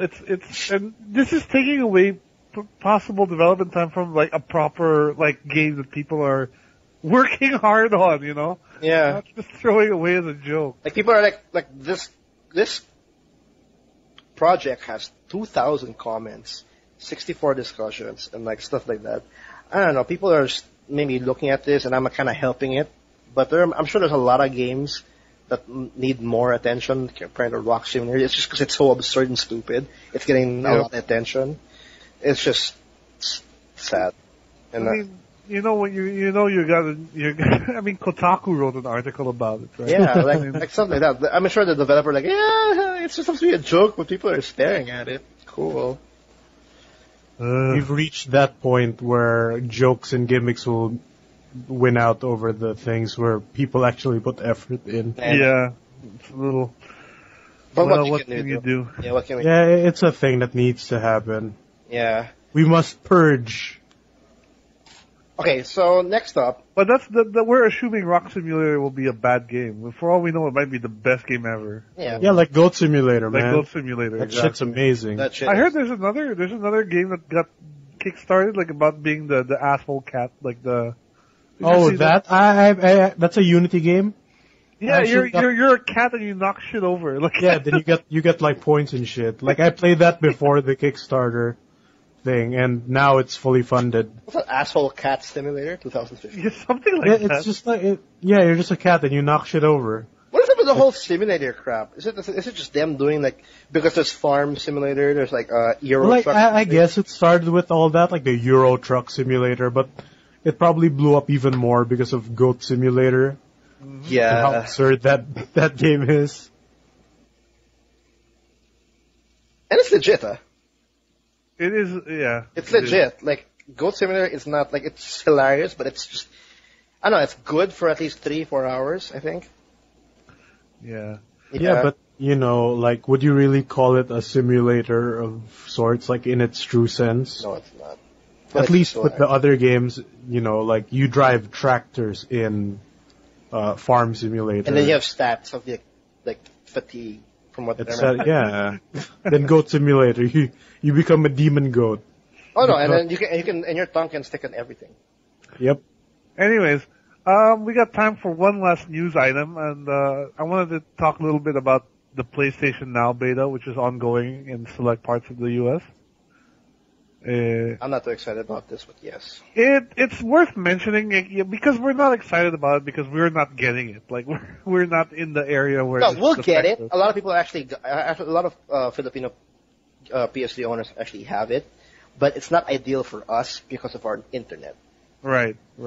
And essentially, people who don't know PlayStation Now, it's pretty much a feature or a service from Sony or PlayStation To stream PlayStation games directly to your TV without having to buy the physical game or directly to your console. televisions, PlayStation 3, PlayStation Vita, PlayStation 4, pretty much all your Sony devices. You can play all those, like maybe classic to PS3 games in an instant via streaming. And the it's their answer for the lack of backwards compatibility on PS4. Exactly. And the reason why I'm saying it's not optimized or essential for us is because, well, you guys know how horrible our net is. It's working, but in terms of streaming capability, well, we can improve in that department, I think. And this news bit is now like they have announced the prices for They PlayStation. basically announced they're playing around right now with the prices. Like these aren't set Final. in stone. They're not final they're not yet. final. But basically, essentially, in order to play these games, you're paying essentially a rental for it. So you're going to be paying a certain amount to Sony to play these games. At the moment, they're testing around the example that was given was Final Fantasy 13-2, which cost $5 to play for 4 hours. That goes up incrementally. $8 to get it for 7 days, $15 for a month, and then $30 for 90 days. But when you consider the fact that you can go to Amazon and buy the game for less than $20, it doesn't really make the whole like pricing seem appealing. Yeah, it's very absurd. Like right now, like I'm kind of. I hope no one really tests or helps Sony by testing these things by like actually buying it. Yeah. But yeah, $30 for 90 days. What's that? $30 is in pesos. In pesos, it's basically it's $45. 13. Yeah. It's 13 to have that game for 90 days. 90 days. When you can go to Amazon and buy it for less than Or that forever. Or you can go to Green Hills and get it for $850 or 500 pesos. Because I'm sure X13.2 is really cheap now for second hand. Exactly. And then it's yours forever, basically. Yeah, so it's absurd. Like right now, like if they don't change the pricing of their system or their feature, I don't see this flying. And well, of course, like we said, it's not slated in stone. They could change it, but it's not a good start. People are like getting turned off already because this is the possible price point for playing the game, like getting backwards compatibility. It's actually pretty costly, and I don't know. It's not really optimal for us because now our net won't function, but we have to pay it still. Well, and definitely, this is really designed not at all for emerging markets like ours. You know, this is really for the States, for Europe, for Australia, where internet speeds are already quite high. The one thing that they need to consider though is that some of these countries still have like bandwidth limits. Like I know Australia, you pay your internet is like X amount for this at this speed. You know, it's like that. So in those cases, this sort of a service would really eat it up quickly. Yeah, there's a lot of countries have caps, especially Australia. Yep. And I think the minimum amount of bandwidth you need to really like utilize this feature or this service, I think you need from 5 Mbps to 10. Or something like that. Minimum. So, and right now people are reporting that like even with that kind of minimum, you still feel or see some input lag. Like it runs like instantly. Once you have the required internet speed, it runs instantly and like with no problem. Yeah. But the issues right now through the beta is people are getting that input lag where you input a command via your controller and you see it in your screen and maybe a second later, and that's not cool. Yeah, I heard they were testing this out on one of the Dead Island games, I think, and they were saying that it's a very noticeable. It's not something you would notice if you were just playing the game on PlayStation Now, but when you play the game itself on like a real PlayStation on disc, it's night and day. Like you're missing out so much. Yeah, so hopefully they change it. Well, I'm not really that excited about this, but I still see PlayStation Now as being a possible choice Depending on because I don't think I want to spend if I have to like pay this monthly to have this service. I really hope PlayStation Now is not included in the PlayStation Plus feature. I mean, like service, because or we don't have to pay anything just to browse, or to be part of that whole service. Because right now it's very like, this is the first time we're seeing the prices for the service. And it's still a wait and see to see if this requires maybe like $15 a month to actually use it. Just using it, you know what I mean? Yep. Or like browsing it. So we'll have to wait and see. But I'm guessing 3 to 4 years down the line where PlayStation Now starts to thrive. Because right now I don't think it's gonna fly. It's too expensive. Even if they cut this to half, to be honest, the price right now, like having a game for $15 for 90 days, even if they put it at $15, I think it's still not worth it. No, So, I agree. It's a long process. Do we have time for one more, or we have to finish? We can do one more real quick. Oh, I have one more. Like, this is actually pretty impressive. I think May will like this. To end episode 38, YouTube has an upgrade. Yes, that's true. Which I don't know if it's true yet, or I mean, if it's actually an actual upgrade. I'm not too, like, YouTube can now have videos up to 60 FPS. And is that already available now? Is that a feature that can be done now? Yeah, Battlefield Hardline was one of the first like gameplay video game videos that was released in. Oh my goodness! At 60 frames per second, and that's fantastic because how long have people been asking for that feature, right? I know, but I don't know. My eyes are kind of horrible in terms of frame rate. I can't really see the difference. But people are saying that the 60 FPS trailers look amazing. I don't know if that's true, but it's out now though, and I'm gonna try it out because most of our videos in YouTube are like already recorded at 60 FPS. Right. It's just YouTube always downscales them. Yeah, it just downscales it. So. Does that mean we'd have to re-upload videos? I think it might be. I'm not sure. Yeah, Biggie, is that true? Do you have to re-upload in this kind of feature, or? I upload at 30 because No, you our upload at upload 30, is but shit. like for example, like when you upload the file, it instantly just if it was actually initially a 60 FPS file, once it's uploading, it will automatically downgrade it. Yeah, before it would automatically downgrade. Or do you have the file that's already a 60 FPS? So there's a big chance that once this feature, like this upgrade's already up, you can actually use the raw file in its actual format. Probably if you upload them now, but I think like older files that were originally uploaded would not change because that's already YouTube's whatever processing that degraded. Well, our future videos will definitely have a bigger upgrade. Oh, yeah, we'll look into this and see. Yeah, I'm going to start recording via 60 FPS though to really see it. Oh, really? Just a warning though, your video file will double. Yeah, just because of I'm not going to do all of it. Double amount of frames. I want to see the difference. And like maybe I'll do a payday match. I mean, like a payday session, like just one, like 10-minute video. Raw. And then it's like 20 gigs big. You know what? That they were trying to trick YouTube into 60 FPS not too long ago. They would upload the video at half the speed. And then you'd have to set it at double the two speed. times the speed, yeah. Yeah, I know that trick. Oh, that's a trick. Okay. It was an old trick, yeah. I learned that through Maximilian, actually. Oh, really? Yeah, for his Guilty Gear Xrd video. That and also, I think, his Guilty Gear Xrd video, and I think he might have done it for a Mortal Kombat video also, I'm not sure.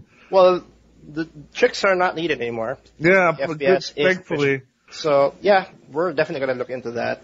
And I think that's it for episode 38. 38, yep. Thanks for joining us, guys. I know we did talk a lot about our Steam haul, but hopefully next week we'll be back into some more solid updates. Yeah, next week I think I have a couple I want to start talking. Like I did mention Brothers, but thanks to the summer sale, there's a lot I can like really sink my teeth in. So I'm pretty excited for next week. Thanks for tuning in. Yep. We have an episode every Tuesday. So please rate, comment in iTunes, because we're also in iTunes. And also Review us subscribe. on iTunes. Yeah, review us. If you have any questions and comments about this show, email us at thetmgpodcast@gmail.com. Any question, any topic, it's fine. And we also have, like, if you want to see our previous episodes, you can check us out at our website, www.toomuchgaming.com. And that's 2 with the number 2. All of our, well, you can also subscribe in iTunes, but all of our, like, our archives, because this is episode 38. We have a lot of episodes already. And if you guys want to look at our previous episodes, I have it all archived already, all set up. So we got that. And of course, check out our YouTube channel. We have a ton of videos. Miggy is like nonstop just making a lot of them. He has a lot of footage. TMG blog. Just type that on the search and subscribe and just have fun with all those videos. Yep. And tune in next week for episode 39. Yep. Episode 39. We have one like every morning. Hopefully I get this up as quick as I can. And yeah, follow us on Twitter, follow us on Facebook for any updates. And we will see you next week. Thanks, guys. See you guys. Bye.